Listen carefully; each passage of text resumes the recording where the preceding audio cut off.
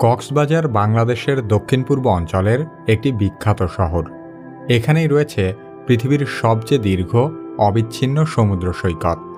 কক্সবাজার শহর থেকে শুরু হয়ে টেকনাফের বদরমোকাম পর্যন্ত বিস্তৃত এই সৈকতের দৈর্ঘ্য ১২০ কিলোমিটার। সুদীর্ঘ এই বেলাভূমি অঞ্চলে নানান রকমের বৈচিত্র্য দেখা যায়। বঙ্গোপসাগরের অপার সৌন্দর্য উপভোগের জন্য কক্সবাজার সবচেয়ে বিখ্যাত এবং জনপ্রিয় সৈকত। এই সৈকতের পাড়ে রয়েছে পাহাড় আর ঝাউবনের পসরা।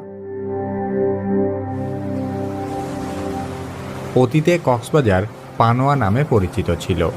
পানোয়া অর্থ হলুদ ফুল।